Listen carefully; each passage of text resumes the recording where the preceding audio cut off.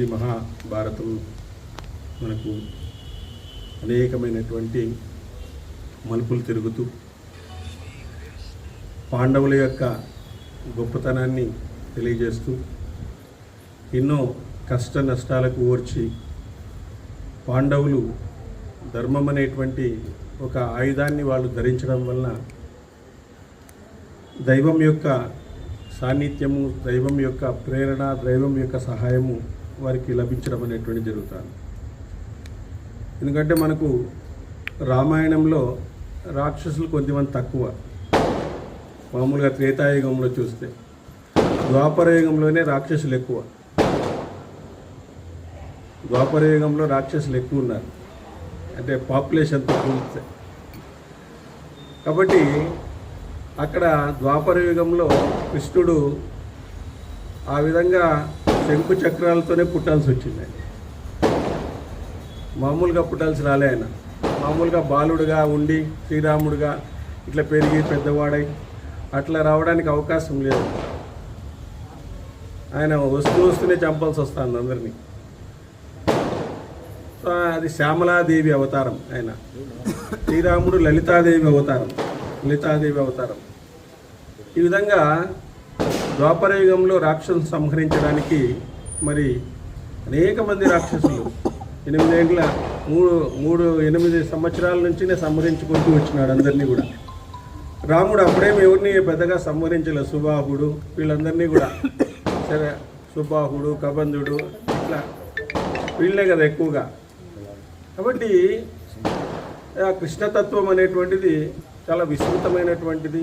భగవంతుడు ఏ విధంగానైనా మరి ఆవిర్భవించి ధర్మాన్ని కాపాడుతాడు, ఎటువంటి మాయ అయినా చేయగలుగుతాడు.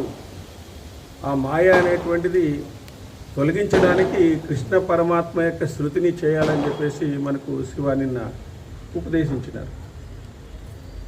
ఆ కృష్ణ పరమాత్మ శృతి వల్లనే మనకు మాయ అనేటువంటిది తొలుగుతుంది. మనలో కూడా ఈ కలియుగంలో మనకు ఇప్పుడు ద్వాపరయుగంలో అంటే కలియుగంలో ఇంకా ఎక్కువ రాక్షసులు. అంటే షేపులు కనపడవు కానీ మామూలుగా ఉంటారు. షేపులు కనపడవు అంతే. వాళ్ళు కనపడేవాళ్ళు ఇప్పుడు కనపడేవాళ్ళు. కాబట్టి మనకు కలియుగంలో ఇంకా ఎక్కువ, ఇంకా మాయ ఉంటుందన్నమాట. ఎవరు నమ్మల్లో తెలిసలేదు. పక్కింటోడే పొడిచింటాడు ఒక్కోసారి, బాగా నమ్మకమైనోడే ఒక్కోసారి మోసం చేసుకుంటాడు. అంటే కలియుగంలో భగవంతుని ప్రేరణ, భగవంతుని యొక్క నామస్మరణ, ఆ నామంలో ఉండేటువంటి శక్తి, తంత్రశక్తి, మంత్రశక్తి, యంత్రశక్తి ద్వారా మనకు ఆ విగ్రహంలో ఉండేటువంటి యంత్రశక్తి, మంత్రశక్తి ద్వారా ఉద్దీపనమై మనకు ఆ తంత్రశక్తి ద్వారా మనకంతా కూడా లభించడం అనేటువంటి జరుగుతుంది. అలా అటువంటి అద్భుతమైనటువంటి విషయాలను మనం వింటున్నందుకు మనలో మంచి ఆలోచనలు రేకెత్తుతాయి. మెయిన్ ఇంపార్టెంట్ ఏమంటే మనిషికి ఆలోచనలు మారాలి. అప్పుడు కూడా ఆలోచనలు మారితే ప్రపంచం మారుతుంది అంటే, ఆలోచనలు మారే వరకు ప్రపంచం ఎప్పుడూ మారదు. నార్మన్ పీలే అని చెప్పేసి ఆయన పెద్ద సైకాలజిస్ట్ కూడా చెప్పినాడు. మన దాని నుంచే తీసుకున్నాడు. అవి కూడా వాళ్ళు చెప్పినవన్నీ మన దాంట్లో ఉండేటువంటివే. If you change your thoughts world will change. మన ఆలోచనలు మారే వరకు మనము ఇది కాదు అని చెప్పేసి ఆ విధంగా జరుగుతుంది. మరి ఇక్కడ అనేకమైనటువంటి నామాల ద్వారా భగవంతుణ్ణి ఉపసంహరింపజేస్తున్నాడు. ప్రహ్లాదుడు ఏ విధంగా అయితే నరసింహస్వామిని భక్తుడైనటువంటి వాడు ఏ విధంగా ఉపసంహరింపజేశాడో, కోపాన్ని ఎవరికి లక్ష్మీదేవికి కాలే, బ్రహ్మకు కాలే, ఎవరికి కాలేదు. అసలు భక్తుడే పోయి ఈ విధంగా భక్తుడే అక్కడ చేస్తున్నాడు, ఉపసంహరింపజేస్తున్నాడు. ఆయనకు కోపం వచ్చేసింది. ఇంత ధర్మాత్ములకు ఇంత శిక్ష ఉంటుందా, ఇంత ఆగ్రహం కలిగించింది ఆయనలో, ఆయన మనసులో వేదన కలిగించింది. మరి అది ఆ విధమైనటువంటి తత్వాన్ని తెలియచేయాలా. కలియుగంలో మానవులు అనేకమైనటువంటి కలి బాధలకు లోనవుతుంటారు. ఈ కలి బాధల నుంచి తప్పించుకొని మనకుండేటువంటి అతి చిన్న ఆయుష్ని మనము మన ఆలోచనల ద్వారా మార్చుకొని మనం భగవంతుని చేరేటువంటి మార్గాన్ని చూపించాలా అనేటువంటి ఒక ముఖ్య ఉద్దేశంతో భగవానుడు తన లీలలను అక్కడక్కడ ప్రకటిస్తూ ఉన్నాడు. మహాభారతంలో తన ఒక్క లీలను టోటల్గా ప్రకటింపజేశాడు. సో ఆ విధంగా కృష్ణ పూర్వకాలం నువ్వు భూమి మీద 11,000 సంవత్సరాలు కేవలం నీటిని మాత్రమే స్వీకరిస్తూ బ్రతికావు. సో ఇంత అయిపోయింది అనుకుంటా. కృష్ణ భూమిపుత్రుడు అహంకారి అయినటువంటి నరకుణ్ణి చంపి కృష్ణ సరస్వతీ నదీ తీరంలో 12 సంవత్సరాలు సత్రయాగంలో ఉత్తరీయాన్ని కూడా విడిచిపెట్టి శరీరంలోని నాడులు కనబడేంత వరకు కృషించావు. కృష్ణ పూర్వజనులకు నివాసయోగ్యమైన ప్రవాస తీర్థంలో సంచోషాది నియమాలను పాటిస్తూ 1000 దివ్య సంవత్సరాలు ఒకే పాదంతో నిలిచి ఉన్నావు. లోకులను తపస్సులను ప్రవర్తింపచేయాలని నీవు అలా చేసినట్లు వ్యాసుడు నాకు తెలియజేశారు. వ్యాసుడు భగవత్ స్వరూపం అంటే ఆ భగవత్ స్వరూపాన్ని వాళ్ళు మనకు తెలియజేస్తారు. ఆ భగవంతుడు శబ్ద నాదం ద్వారా వాళ్ళకి ఇచ్చినటువంటి అనేకమైనటువంటి మంత్రాలను వాళ్ళు డీకోడ్ చేసి అవి ఏమిటి వాళ్ళ అర్థం అనేటువంటిది అవన్నీ వాళ్ళు రాసిపెట్టారు. ఈరోజు వాళ్ళు సమాధి స్థితిలోకి వెళ్ళి నిర్వికాల సమాధి స్థితిలోకి వెళ్ళి ఆ భగవంతుని దర్శించినారు. కాబట్టి మనం ధ్యానానికి కూర్చుంటేనే మనకు పెద్దగా మనసు కరగదు. వాళ్ళు నిర్వికల్ప సమాధిలోకి వెళ్ళిపోతారు. ఆ విధంగా వెళ్ళిపోయి ఆ భగవత్ తత్వాన్ని తెలుసుకున్నటువంటి వాళ్ళ నుంచి వచ్చేటువంటి మాటలు సత్యమైనటువంటివి. ఆ మాటలు వింటే మనం కూడా సత్యం పట్టుకోవాలా అనేటువంటి ఇవి ఉంటాయన్నమాట. కాబట్టి అలాంటి కృష్ణ పుణ్యజనులకు నివాసమే కేశవ కృష్ణ నువ్వు క్షేత్రజ్ఞుడవు, సర్వభూతాలకు అత్యంతుడవు నువ్వే, తపస్సులకు అధిష్టానము నువ్వు యజ్ఞస్వరూపుడివి, సనాతనుడివి. సనాతనుడు అంటే ఎటర్నల్, ఆయన ఎప్పుడు ఉండేటువంటి వాడు. ఈరోజు ఉంటాడు, రేపు ఉంటాడు, నిన్న ఉన్నాడు. ఎప్పుడు ఆయన ఒకడే ఉండేది.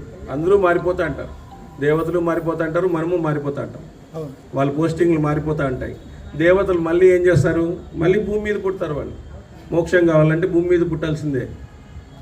ఎవరైనా మోక్షం కావాలంటే భూమి మీద పుట్టాల్సిందే. ఎందుకు భూమి మీద పుట్టాల్సిందే అంటే భగవంతుడు తన యొక్క అవతారాన్ని చాలించినప్పుడు తన తేజస్సును ఇక్కడే వదిలిపెట్టిపోతాడంట. తన యొక్క తేజస్సును ఇది చేసినప్పుడు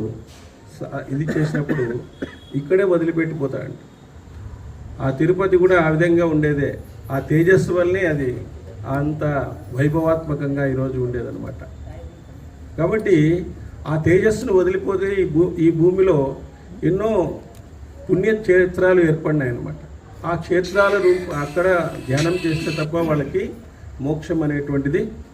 అందుకే వాళ్ళ ఆత్మల కోసం కాసుకుని ఉంటారంట. మంచి ఆత్మలు దొరుకుతాయా, బాగా ఇలాంటి ప్రవచనాలు ఇవంతా వింటూ విష్ణు భక్తిని కలిగి ఎప్పుడూ కూడా నిరంతరం భగవన్ నామస్మరణ చేస్తూ నిరంతరం భగవన్ నామ సంకీర్తనలో ఉంటూ ధ్యానంలో ఉండేటువంటి వాళ్ళు ఎవరైనా ఆత్మలు మనకు దొరుకుతాయా, అలాంటి వాళ్ళ దాంట్లో ప్రవేశిస్తాము అని చెప్పేసి వాళ్ళు ఎదురు చూస్తూ ఉంటారండి. దేవతలకైతే డైరెక్ట్ మోక్షం ఏం లేదు. వాళ్ళు మళ్ళీ భూమి మీద పుట్టి మోక్షానికి అర్హత సాధించాల్సిందే. అట్లాంటి పవిత్రమైనటువంటి భూమిలో మనం పుట్టినాము కాబట్టి దానికి ప్రయత్నం అనేటువంటిది జరగాలి. అది జరుగుతుందా లేదా అనేటువంటిది అవసరం లేదు. మనం ఉండాలి, క్యూలో ఉన్నాం అంతే. వీఆర్ ఇన్ రోడ్స్ అంతే. కాబట్టి మనం క్యూలో ఉండాల. అది దొరుకుతుందా లేదా అనేటువంటిది. వెంకటేశ్వర స్వామి క్యూలో నిలబడతాము, ఖచ్చితంగా దొరుకుతుంది, ఇప్పుడు కాకపోతే రేపట్ల. ఆ విధంగా మనం కూడా భగవంతుని నామస్మరణలో ఉండాలి. ఎందుకంటే ఈ శరీరము మళ్ళీ ఇలాంటి శరీరము, ఇంత వైభవపూరితమైనటువంటి శరీరము, ఇంత సత్సంగము ఉండేటువంటి మనకు ఇట్లాంటి సత్సంగము కలిసేటువంటి ఇలాంటివన్నీ కలియుగంలో లభించడము చాలా దుర్లభం అని చెప్తారు. చాలా దుర్లభం. ఎందుకంటే కలి దేవాలయానికి కూడా పోనీడు. ఆయన దైవనామ సంకీర్తన కూడా చేయనీడు, మనస్ఫూర్తిగా విశ్వాసంతో చేయనీడు, ఇష్టంతో చేయనీడు దాన్ని. ఆయనకి ఆ విధంగా వరాలు ఉన్నాయి. ఆ సంఘర్షణను మనం తట్టుకోవాల్సిందే.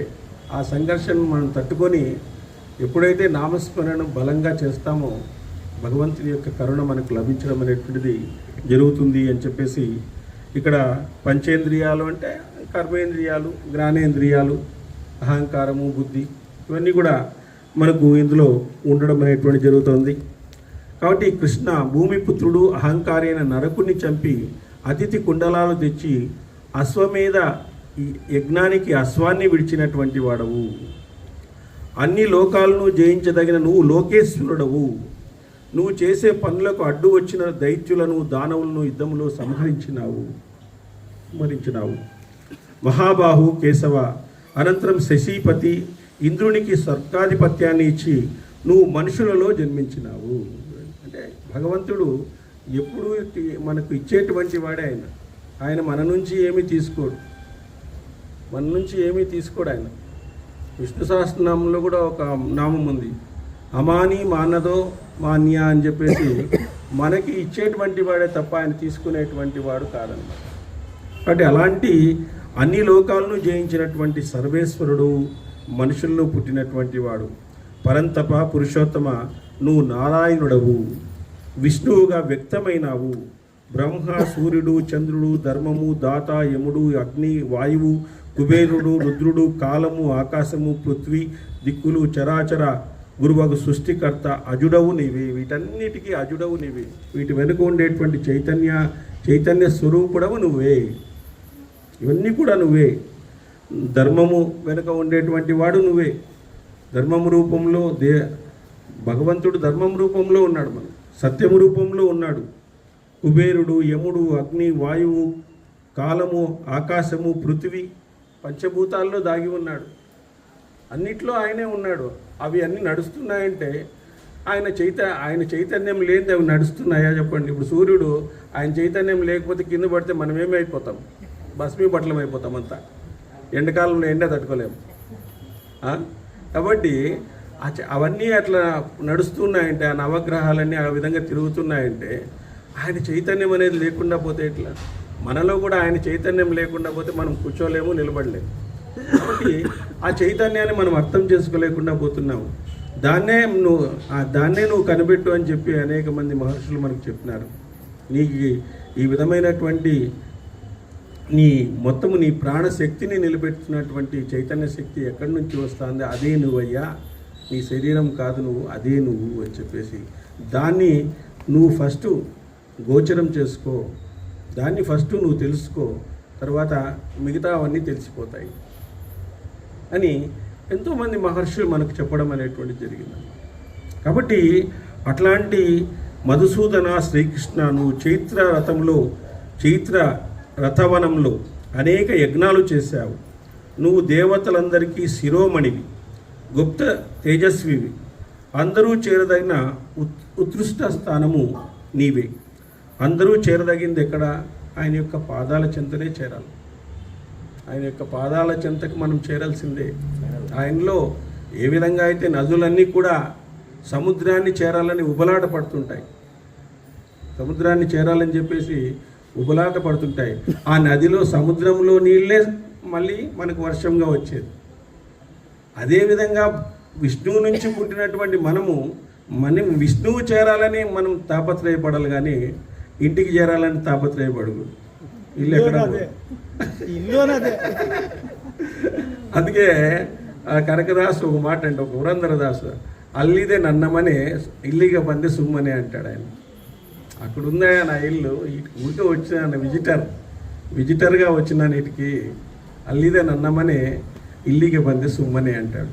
ఇప్పుడే వచ్చినాను అట్లా, విజిటర్ మాదిరి పంపించినాడు భగవంతుడు. పోయినా పొప్పట్ల చూసుకొని రా భూలోకంలో, అది నా అసలైన ఇల్లు, నాకు అది ఇదేం కాదు అని. మనం ఇదే అసలైన ఇల్లు, అది లేదు అనుకుంటున్నాం. అది మన మూర్ఖత్వము, మన అజ్ఞానము, మన నిర్లక్ష్యము అన్నీ మనకు. కాబట్టి ఇక్కడ జనార్దన, అప్పుడు నువ్వు చేసిన ఒక్కొక్క యజ్ఞంలో 1,000,000 స్వర్ణముద్రికలు దక్షిణలుగా పరిపూర్ణంగా ఇచ్చినావు. 1,000,000 స్వర్ణముద్రికలు ఇచ్చినాడంట ఒక్కొక్క యజ్ఞానికి. జనార్దన, అప్పుడు నువ్వు చేసిన ఒక్కొక్క యజ్ఞంలో 1,000,000 స్వర్ణ ముద్రికలు దక్షిణలుగా ఇచ్చినావు. ఎంత సంపద కలిగి ఉండేటువంటి విష్ణువు. మరి యదునందన, నువ్వు అతిథికి పుత్రునిగా జన్మించి ఇంద్రునికి తమ్ముడై సర్వవ్యాప్తకుడై విష్ణువు అనే పేరుతో ప్రఖ్యాతుడైనావు. వామనుడుగా ప్రఖ్యాతుడైనావు. ఉపేంద్రుడు.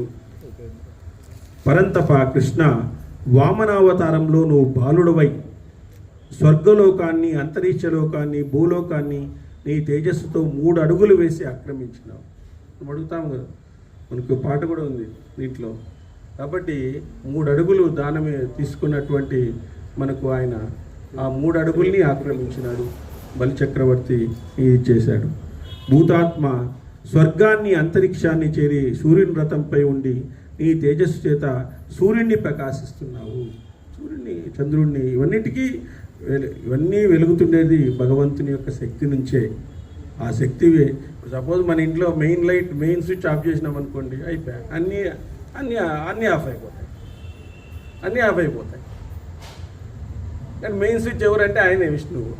మెయిన్ స్విచ్ చేసినాం అనుకో అన్నీ ఆన్ అవుతాయి. ఏం కావాలంటే ఆయన చేసుకోవచ్చు. సో అట్లా మనందరి వెనుక నడిపిస్తున్నటువంటిది అదే శక్తి. ఎందుకు ఆ విధంగా చెప్తున్నాడు, పదే పదే గుర్తు చేస్తున్నాడంటే ఆ మనసుల్లో ఆ స్థిరమైనటువంటి భావన నిలబడాలని. గ్రంథాల్లో ఎందుకు పదే భగవంతుణ్ణి అనేక నామాలతో పిలుస్తుంటారంటే అది చెప్పడం వల్ల మనసులో అది నిలబడిపోవాలి. రిపీటెడ్గా చెప్పడం వల్ల ఆ మనసులో ఆ భావన రావాలి. మనలో ఉండేటువంటి శక్తే మనల్ని నడిపిస్తూ ఉంది అని మనము అనుభవపూర్వకంగా తెలుసుకున్నాం అనుకోండి, అప్పుడు మనకి ఏ గురువు అవసరం లేదు, ఏ గ్రంథము అవసరం లేదు. కాబట్టి ఆ విధమైనటువంటి అనేక నామాలు, సహస్రము అంటే అనంత నామాలు, ఆయనకి వర్ణించడానికి వీలు లేదు. ఇవి కొన్నే ఏదో ఎగ్జాంపుల్గా చెప్పినాడంతే ఆయన తప్ప ఎన్ని వేల సంవత్సరాల నుంచి, ఎన్ని యుగాల నుంచి ఆ శక్తి మనం నడిపిస్తుందో మనము ఊహకే అందదు ఒక్కోసారి. ఆ విధంగా ఉంటుంది. కాబట్టి విభో అనేక వేల జన్మలలో ఆయా జన్మల్లో పుట్టిన అధర్మాశక్తి గల 100,000 మంది రాక్షసులను నువ్వు చంపినావు. 100,000 మంది రాక్షసులు, ఈ భారతంలో ఎంతోమంది రాక్షసులు చంపేసినారు. రామాయణంలో సుబాహుడు, కబంధుడు, అనేక మంది, విరాధుడు, మారీచుడు, మొత్తం అందరినీ. మరి ఆ విధంగా కృష్ణ, నువ్వు మురాసురుడు వేసిన లోహమయ పాశాలను తెంచావు, నిసుంద నరకులను చంపావు, ప్రాగ్రోష్యపురానికి క్షేమంగా ఉండే మార్గాన్ని మళ్ళీ ఏర్పాటు చేశావు. సో ఎక్కడైతే అధర్మము పెచ్చి మీరుతుందో, ఎక్కడైతే ఇంకా భగవంతుడు రావాల్సినటువంటి అవసరం వచ్చిందో అక్కడ భగవంతుడు వచ్చేస్తాడు. అంతవరకు రాడు. అంతవరకు నువ్వు చెయ్యి అంటాడు. నువ్వు చెయ్యి, నీకు ఇచ్చాను కదా, నీకు ఇచ్చినాను కదా, నీకు మనసుని ఇచ్చినాను, బలాన్ని ఇచ్చినాను, విద్యను ఇచ్చినాను, యశస్సుని ఇచ్చినాను, అన్నీ ఇచ్చినాను. కొద్దిగా నువ్వు కూడా పోరాడు. అన్నీ నేను చేస్తాను, నువ్వెందుకు ఇంక నేను అంటే ఆ సంఘర్షణలో భగవంతుడు నీ ప్రయత్నాన్ని నువ్వు చేయంటాడు. అందుకే ప్రతి మానవునిలో చేయవలసింది 2, ప్రయత్నము ప్రార్థన. అవి 2 భగవంతుడు మనకు చెప్పడం జరిగింది. కాబట్టి మన ప్రయత్నం మనం చేయాల. మన ప్రయత్నము విరమించినప్పుడు, మన ప్రయత్నము 100% అయిందనుకోండి, ఇంక వదిలేసేయాలి. ఇంకా మనం ఏం చేయలేము, భగవంతుడు చూసుకుంటాడు. అది కాబట్టి మన ప్రయత్నాన్ని మనం చేయాలని చెప్పేసి భగవంతుడు ఇక్కడ చెప్తున్నాడు అన్నమాట. కాబట్టి ఎక్కడైతే ఈ శిశుపాలుడు ఆయన ఎంతసేపు వెయిట్ చేసినాడు, చాలా రోజులు వెయిట్ చేసినాడు. ఆయన ఎప్పుడైతే 100 తప్పులను చేసినాడో చంపారేసినాడు. టైం ఇచ్చినాడు, మారడానికి అవకాశం ఇచ్చినాడు. ఎందుకు కలియుగంలో కూడా మారడానికి అవకాశం ఇచ్చినాడు భగవంతుడు. ఆయనకేం ఎవరు శత్రువులు లేరు, ఎవరు మిత్రులు లేరు, ఆయనకేం శత్రువులు లేరు. వీడి మిత్రుడు కాదు, శత్రువు కాదు, ఆయన ఎవరు బంధువులు కాదు. కర్మ సిద్ధాంతం ప్రకారం నడుస్తున్నప్పుడు ఆ కర్మ సిద్ధాంతంలో భగవంతుణ్ణి కష్టం వచ్చినప్పుడు ప్రార్థించాలా, సుఖం వచ్చినప్పుడు భగవంతుడా నువ్వే నాకు ఇచ్చావు ఇదంతా కూడా అని అనుకోవాలి. నువ్వు నా ఇచ్చినదంతా నువ్వు నాకు ఇచ్చినటువంటిది. కష్టాలు వచ్చింటే అది నా కర్మ బలంగా వచ్చినటువంటిది. దాన్ని సాఫీగా అనుభవించేటట్టు చెయ్యి. కొద్దిగా తక్కువగా, ఏదో నొప్పి కాకుండా, నా కుటుంబానికి ఇది కాకుండా, అడ్డంకి కాకుండా దాన్ని అనుభవించేటట్టు చేయి స్వామి అని చెప్పేసి మనం ఆయన్ని వేడుకోవాల్సిందే. ఆ పిలుపును వింటాడు భగవంతుడు. మన ధర్మంలో నిజం ఉంటే, మన సత్యంలో నిజం ఉంటే దాన్ని ఖచ్చితంగా భగవంతుడు వింటాడు, ఖచ్చితంగా వింటాడు. కాబట్టి కృష్ణ జరూది నగరంలో అహూతి, క్రాతుడు, అనుచర సహితుడైనటువంటి శిశుపాలుడు, జరాసంధుడు, శైబ్యుడు, శతధ్వనుజుడు అనేటువంటి వాళ్ళని జయించినావు, అందరినీ జయించినావు. అదేవిధంగా మేఘం వలె గర్జించే సూర్యునిలాగా ప్రకాశించే రథంలో యుద్ధంలో రుక్మిణి జయించి భోజకన్య రుక్మిణిని పట్టమహిషిగా పొందావు. రుక్మిణి కళ్యాణం. కృష్ణ, నీ కోపం వలన ఇంద్రద్యుమ్నుడు చంపబడ్డాడు. యవ్వన జాతీయుడగు కసేరుమంతుడు, సౌభపతి, సాల్వుడు యమలోకానికి వెళ్ళారు. సాల్వుని సౌభ విమానాన్ని నువ్వు పడగొట్టావు. ఈ విధంగా వీరందరినీ యుద్ధంలో చంపావు. ఇంకా ఇతరులను గురించి కూడా చెప్తాను విను. ఇరావతి నదీ తీరంలో కార్త్యవీర్యార్జునుతో సమానమైన భోజుణ్ణి చంపావు. గోపతి, తాళకేశవులు నీ చేతిలో చచ్చారు. జనార్దన, పవిత్రమై ఋతులకు ఇష్టమై భోగధనాలు గల ద్వారకను స్వాధీనం చేసుకుని చివరకు సముద్రంలో దాన్ని విలీనం చేసినావు. మధుసూదన, నీలో క్రోధము లేదు, మాత్సర్యం లేదు, అసత్యము లేదు, నీలో క్రూరత్వం లేదు, కుటిలత లేదు. అచ్యుత, మందిర మధ్యంలో తేజస్సుతో ప్రకాశిస్తున్న నిన్ను చూసి ఋషులందరూ అభయాన్ని కోరుతున్నారు. మరి ఎందుకంటే ఆనంద స్వరూపుడు ఆయన. ఆనందాన్ని మన పక్కింటి వాళ్ళు, ఎదురింటి వాళ్ళు మనకి ఇరు, ఎందుకంటే వాళ్ళు ఆనందంగా లేరు కాబట్టి. భగవంతుడు ఆనంద స్వరూపుడు కాబట్టి ఆయనే ఆనందం ఇవ్వాలి, మనం వేరే వాళ్ళు ఇచ్చేటువంటిది కాదు. కాబట్టి ఆ విధంగా ఋషులు నిన్ను ఎందుకు చేరినారు? ఆ ఆనంద స్వరూపాన్ని దర్శించాలా, వాళ్ళ యొక్క తపశ్శక్తిని పెంచుకొని వాళ్ళలో ఆత్మ జ్ఞానాన్ని, ఆత్మ సాక్షాత్కారాన్ని పొందాలా అని చెప్పేసి వాళ్ళు ఎన్నో వేల సంవత్సరాలు వాళ్ళు తపస్సు చేసి మరి భగవంతుని కోసం వెయిట్ చేసినారు. ఎన్నో వేల తపస్సులు జరిగితే ఒక ఋషి పుడతాడు. 10 లక్షల మందిలో ఒక శ్రోత పుడతాడంట. 1,000,000 మందిలో ఒక వక్త పుడతాడంట.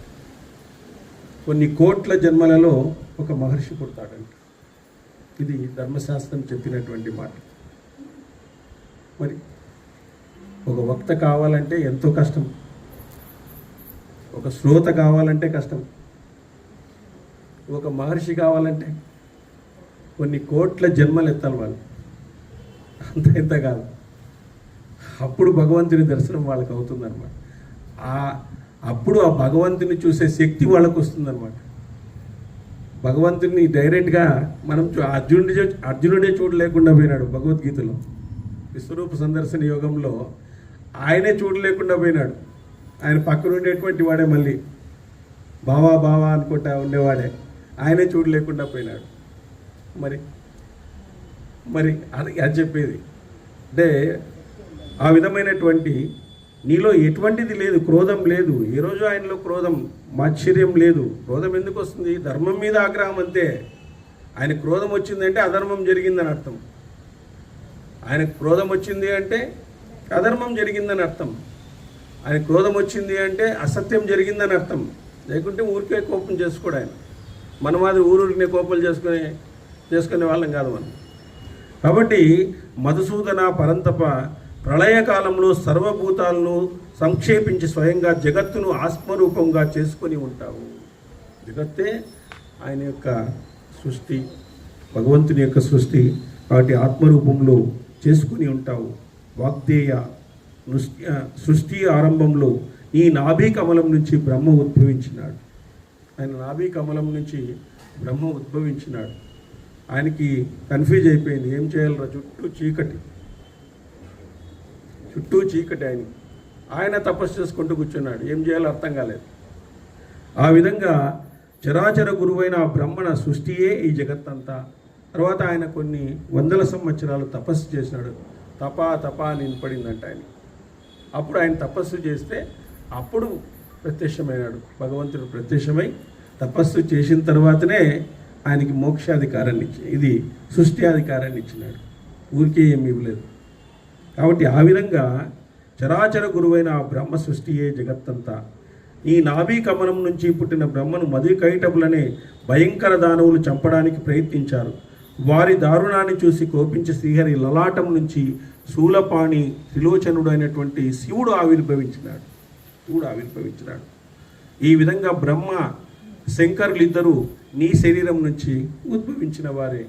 వాళ్ళు ఆ శక్తి నుంచి ఉద్భవించినటువంటి వారు, విశ్వమంతా ఉండేటువంటి నడిపేటువంటి ఆ శక్తి నుంచే పుట్టినటువంటి వాళ్ళు. విశ్వం విష్ణువు అనేటట్లుగా ఆ విష్ణువు నుంచే పుట్టినటువంటి ఒక శక్తి బ్రహ్మ, ఒక శక్తి శంకరుడు. ఆ విధంగా వారిరువురు నీ ఆజ్ఞను పాలించిన వారే అని నారదుడు నాకు చెప్పాడు. ఆయన ఆజ్ఞను పాలించే వాళ్ళు, ఒకరు సృష్టికర్తగా, ఒకరు లయకర్తగా, ఒకరు మనకు సృష్టికర్తగా లయకర్తగా, వాళ్ళు మనకు స్థితికర్తగా ఉన్నారన్నమాట. కానీ ఈ విషయాన్ని నారదుడు చెప్పాడు. నారద, కృష్ణ, పూర్వం నువ్వు చైత్ర వనంలో భూరి దక్షిణలతో మహాసత్రయాగాన్ని చేశావు. ఇతరులు ఎవరు ఈ విధంగా చేయలేదు, మున్ముందు చేయరు కూడా. పుండరీకాక్ష, బాలుడవైన నువ్వు మహాబలవంతుడవు, నిత్యము నీకు బలదేవుడు తోడుగా ఉన్నాడు. బాల్యంలో నువ్వు చేసిన పనులు ఎవరూ చేయలేరు. ఎందుకంటే కృష్ణుడు చేసినటువంటి పనులు ఎవరు చేయలేరు. రాముడు చేసిన పని చేయొచ్చు, అందుకే కృష్ణుడు చెప్పింది వినాలి, రాముడు చేసింది చెయ్యాలి అంటారు. చెప్పింది వినాలంతే, ఆయన మాదిరి లీలలు చేయడానికి పోకూడదు. మనం చేసేది లీలలు కాదు, మనం చేసేది అదే మనం చేసేది కర్మలు, ఆయన చేసేది లీలలు. కాబట్టి లీలలు చేయాలంటే ఇవన్నీ ఏమి ఉండకూడదు మనిషికి. ఆయన యొక్క క్వాలిటీస్ అన్నీ మనకు ఉండాలి. కాబట్టి ఆ విధమైనటువంటి ఆయన చేసినట్టు చేయలేము బాల్యంలో. అందుకంటే ఆయన చేసినట్టు ఎందుకు చేయలేము అంటే భగవంతుని యొక్క శక్తి అక్కడ ప్రకటితం చేశాడు. భగవంతుడి అంటే ఎలాంటి వాడు అని అంటే మనం చేసే పనులు ఆయన చేసినాడు అనుకో, ఏం లేదప్ప మనం చేసే పనులు ఆయన చేసినాడులే అనుకుంటారు. మనకు కాని పనులను చేస్తేనే కదా అసాధ్యుడు అనేది. మనకు కాని పనులను చేస్తే అసాధ్యుడు అంటారు దాన్ని. సో మనకు కాని పనులను చేసినాడు కాబట్టి ఆయనకు అన్ని పేర్లు ఉండడం అనేటువంటి జరుగుతుంది. కాబట్టి ఇక్కడ నువ్వు చేసిన పనులు ఎవరు చేయలేరు, మునుపెవరు చేయలేరు కూడా, ఇంకెవరు చేయలేరు, ముందుకు కూడా ఎవరు చేయలేరు. నువ్వు బ్రాహ్మణులతో పాటుగా కైలాస పర్వతంలో కూడా నివసించినావు. బ్రాహ్మణులతో పాటుగా కైలాస పర్వతంలో నివసించినావు. వైశంపాయనుడు అన్నాడు, శ్రీకృష్ణుని ఆత్మస్వరూపాన్ని అర్జునుడు ఆ మహాత్మునితో ఈ విధంగా చెప్పి ఊరుకున్నాడు. అనంతరము జనార్దనుడు పార్థునితో ఇలా అన్నాడు. అంతవరకు ఊరికే ఉన్నాడు ఆయన. చెప్పండి. ఇక్కడ ద్వారకా నగరం కూడా ముంచినావు అని చెప్తున్నారు అర్జున్. వచ్చింది కదా? వచ్చింది. అంటే మునిగింది ఎప్పుడు? ముందు మధురా నగరం అంటారు. ద్వారక నుంచి ద్వారక ముంచినావు అని చెప్పి అర్జునుడు చెప్తున్నాడు. ద్వారక ఇంకా పాండవులతో కలిసి ఇక్కడ వచ్చినాడు, ఆమె వనవాసంలో కలిసి కృష్ణుడు వచ్చినాడు. ద్వారక ముంచినావు అని చెప్పి ముందుగా చెప్తున్నాడు. దానికి సమాధానం కృష్ణుడు మళ్ళీ చెప్తాడు. యాక్చువల్గా అది అర్జునుడు చెప్పేటువంటి విషయం. ద్వారక 2 సార్లు సముద్ర సునామీకి గురవుతుంది చరిత్రలో. యదురాజులు మొదటిగా అక్కడే ఉండేవాళ్ళు, అక్కడి నుంచి మధురకు వస్తారు. ఎందుకు? మొదటిసారి సునామీ వస్తుంది. కృష్ణ పరమాత్మకు ముందు 27వ తరమప్పుడు అది జరుగుతుంది. ఒక ఆయన పిఎస్ ఓక్ అని, ఇప్పుడు మీ వయసు ఉంటుంది, ఆయన ఇంకా బతుకున్నాడు. ఆయన ద్వారక పైన శ్రీకృష్ణ పరమాత్మ పైన సైంటిఫికల్ రీసెర్చ్ చేసినాడు. అంటే ద్వారక అనేది ఉందా, రామాయణం అనేది జరిగిందా, చాలా గొప్ప రీసెర్చ్ చేసినాడు. నాకు తెలిసి ఈ కాలంలో అంత రీసెర్చ్ చేసేవాళ్ళు ఎవరు ఉంటారు. 2 రకాల రీసెర్చ్ ఆయన చేసినాడు. ఒకటి వచ్చి కృష్ణ పరమాత్మ జన్మ తీసుకున్నప్పుడు ఆయన జాతకం తీసుకుని కృష్ణ పరమాత్మ ఆయన జన్మించినప్పుడు గ్రహస్థితి ఏ విధంగా ఉంది అనేటువంటిది పట్టి మన పంచాంగాలన్నిటినీ కంప్యూటర్లో వేసుకొని అది ఏ సంవత్సరం జరిగింది అనేటువంటిది గుర్తించి ఇప్పటికీ 5225 సంవత్సరాల కిందట మార్చి 27వ తారీఖు కృష్ణ జననం జరిగింది అని చెప్పడమే కాకుండా ద్వారకలో ఈ ఆర్కియాలజీ డిపార్ట్మెంట్ వాళ్ళతో కలిసి సముద్ర గర్భంలో ఉన్న ద్వారకలోకి వెళ్ళి అక్కడ రీసెర్చ్ చేస్తే ఆ ద్వారకలో ఉన్నటువంటి వ్యవహారం అంతా సుమారుగా 7 నుంచి 8,000 సంవత్సరాల కిందటివి కొన్ని వస్తువులు వాళ్ళకి దొరికినాయి. అక్కడ రాగి రస్ట్ కాదు, ఇనుము రస్ట్ అయిపోతుంది.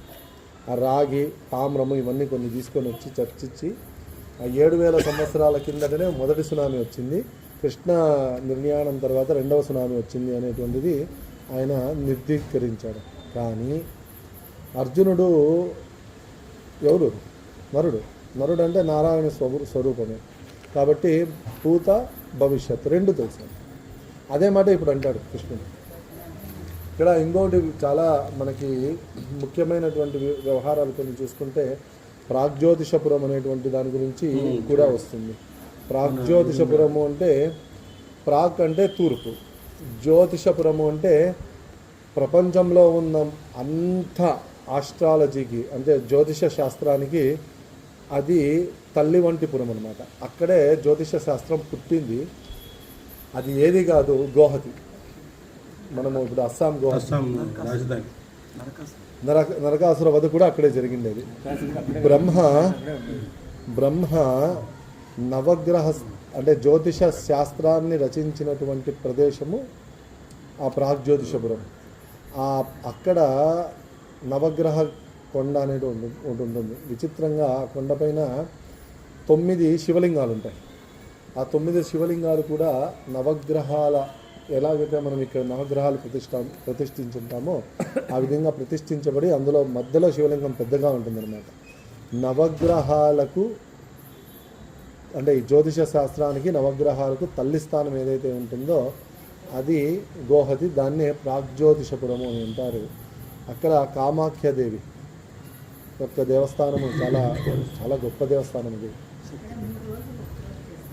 అవునమ్మా, ప్రతి నెల 3 రోజులు క్లోజ్ చేస్తారు. 28 రోజులకు ఒకసారి 3 రోజులు క్లోజ్ చేస్తారు. ఆ ప్రాగ్జ్యోతిషపురం నుంచి చైతన్య రథపురం వైపు వస్తారు. అంటే ఆయన చెప్పుకుంటూ అదేదనుకున్నారు, మనం టీ తాగితే నేను టీ చేసి గుర్తుందా ఒక ఆయనతో చేపిస్తే డెహ్రాడూను ముస్సోరి 2 కలిపితే చైతన్య రథపురం కాదు సార్. ఆ 10 days దగ్గర కాదు. ఇంకా మనము ఢిల్లీ నుంచి హరిద్వార్ పోయినాం, హరిద్వార్ నుంచి డెహ్రాడూన్ పోయినాం కదా, జార్ఖండ్ ఇది ఉత్తరాఖండ్ రాజధాని. చాలా ట్రాఫిక్ ఉండింది అక్కడ. ఆ ముస్సోరి వాటర్ ఫాల్స్ పోవాలంటే పోలీసు వాళ్ళు పంపలే. అక్కడ ఒక చోట వాడు చెక్ పోస్ట్లో పోతే నేను పోయి ఒక ఆయనతో అక్క మీరు టీ ఇట్లా చేయండి నేను చేపిస్తాను. అది చైతన్య రథపురం. మనం యాక్చువల్గా చాలా మంచి చోట్లకు పోయినాం కానీ అక్కడ అసలైన చోట్లకు పోలేం. శ్రీకృష్ణుడు మాట్లాడుతున్నాడు. ఆత్మస్వరూపాన్ని అర్జునుడు ఆ మహాత్మునితో ఈ విధంగా చెప్పి ఉంటాడు. అనంతరం శ్రీకృష్ణుడు పార్థునితో అన్నాడు, పార్థ నువ్వు నావాడవు, నేను నీవాడను. నా వాళ్ళంతా నీ వాళ్ళే, నిన్ను ద్వేషించేవాళ్ళు నన్ను ద్వేషించేవాళ్ళే. అంటే అక్కడ అద్వైత తత్వాన్ని చెప్పాడు. నరనారాయణులు ఒకటే, నిన్ను ద్వేషించిన వాళ్ళు నన్ను ద్వేషించిన వాళ్ళే. నా భక్తులు ఎవరినైనా ద్వేషించినాడు అనుకో నన్ను ద్వేషించినట్లే అని చెప్పి ద్వేషించిన వాడే. నిన్ను అనుసరించేవాడే నన్ను అనుసరించేవాడు. నిన్ను అనుసరించేవాడే. నువ్వు నరుడవు, నేను నారాయణుడవు. ఈ సమయంలో నరనారాయణ ఋషులమైన మనమిద్దరము ఈ లోకంలోకి వచ్చాము అని కన్క్లూషన్ ఇచ్చినాడు. యదక్షర పదప్రష్టం మాత్రాహీనం తెత్వే సత్సర్యం క్షమ్యతాదేవ నారాయణ నమోస్తుతే. ఏంది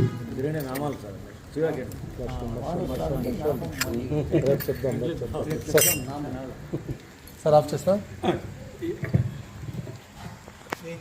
రమణ గోవింద